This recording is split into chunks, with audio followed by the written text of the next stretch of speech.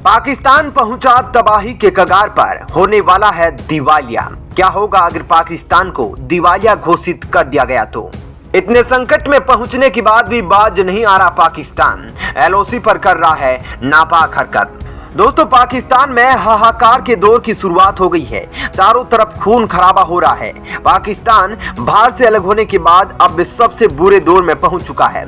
एक तरफ वित्तीय संकट जिसने पाकिस्तान के सभी सुख चैन को छीन लिया है, तो वहीं दूसरी ओर तहरीक तालिबान और आईएसआईएस भी खूंखार रूप लेता जा रहा है, जिसके सामने पाकिस्तान सेना के हाथ पांव फूल गए हैं। उधर महंगाई भी बिल्कुल चरम पर है और पाकिस्तान कर्ज में डूबकर बिल्कुल तबाही के कगार पर खड़ा है। लोगों का गुस्सा इमरान खान के खिलाफ बढ़ता ही जा रहा है। एक तरफ महंगाई और दूसरी तरफ आर्थिक तंगी खूंखार रूप लेती जा रही है।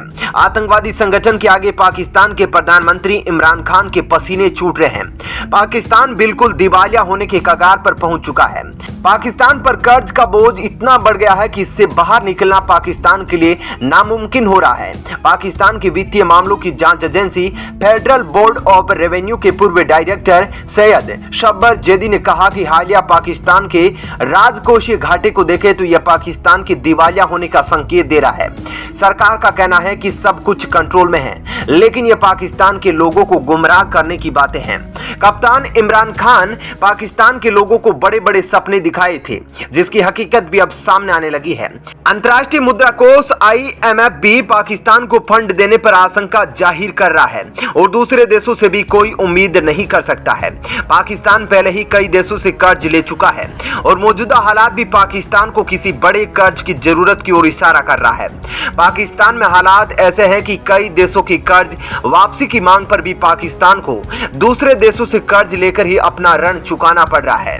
कर्ज में डूबने के कारण पाकिस्तान में भी विदेशी निवेश आना भी धीरे धीरे बंद हो रहा है। अभी हाल ही में पाकिस्तान में अफगानिस्तान के हालात को सुधारने के लिए OIC की बैठक की थी, जिसकी बैठक के दौरान ही पाकिस्तान में कई बम धमाके हुए थे, जिसमें पाकिस्तान अपने ही घर में पूरी दुनिया के सामने बेनकाब हुआ। पाकिस्तान में लगातार आतंकवाद बढ़ता जा रहा है और ऐसे में कोई भी देश पाकिस्तान में डूबने के लिए अपने पैसे नहीं लगाना चाहता है। पाकिस्तान कर्ज में डूबकर बिल्कुल दिवालिया होने के कगार पर पहुंच चुका है। पाकिस्तान को दिवालिया घोषित करते ही पाकिस्तान को कई बड़ी समस्याओं का सामना करना पड़ेगा, जिसके बाद कोई भी देश पाकिस्तान को उधार के तौर पर कोई भी रकम नहीं देने वाला है और साथ ही पाकिस्तान को जिन देशों ने उधार के तौर पर पैसे दिए हैं वे पाकिस्तान की संपत्तियों पर अपना दावा पेश कर सकते हैं। अब पाकिस्तान जिस तरीके से कर्ज में डूब चुका है, उससे पाकिस्तान का बाहर निकलना बहुत मुश्किल नजर आ रहा है।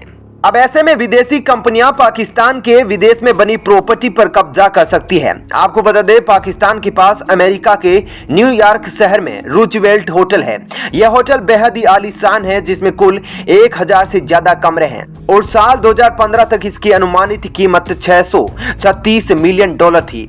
और इस होटल पर पाकिस्तान के दिवालिया होने के बाद सबसे ज्यादा खतरा मंडरा रहा है। इसके अलावा पाकिस्तान का पेरिस में भी एक होटल है जिसका नाम स्क्राइब है। यह बहुत ही शानदार है, जो पाकिस्तान के दिवालिया होते ही इमरान खान के हाथों से निकलने वाला है।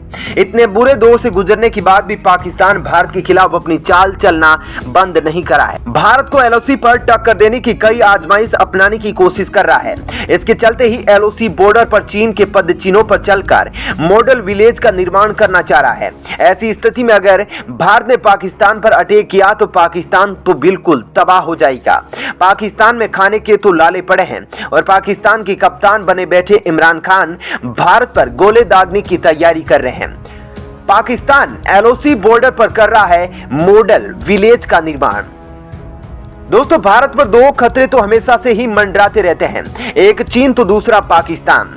भारत चीन के साथ मसले हल करके फुर्सत ले तो मसले पाकिस्तान भी खड़े कर देता है। हाल ही में पाकिस्तान को भारतीय सेना की चेतावनी मिली है। यह चेतावनी LOC पर अवैध निर्माण को रुकवाने की है। दरअसल चीन जिस तरह से मॉडल विलेज का निर्माण किया है, उसी तरह पाकिस्तान भी भारत से सटे इलाकों के नजदीक घरों का निर्माण कर रहा है। पाकिस्तान LOC सीमा के नियमों का उल्लंघन करते हुए भारतीय सीमा के करीब कंस्ट्रक्शन की कोशिश कर रहा था। यह कंस्ट्रक्शन नॉर्थ कश्मीर के कुपवाड़ा जिले के टीटवाला सेक्टर में एलओसी के पार 500 मीटर के दायरे में किया जा रहा था। मंगलवार को जब भारतीय सेना को इसका पता चला तो माइक पर पाकिस्तानी सैनिकों को चेतावनी दी गई, जिसे सुनकर पाकिस्तान ने कंस्ट्रक्शन रोक दिया।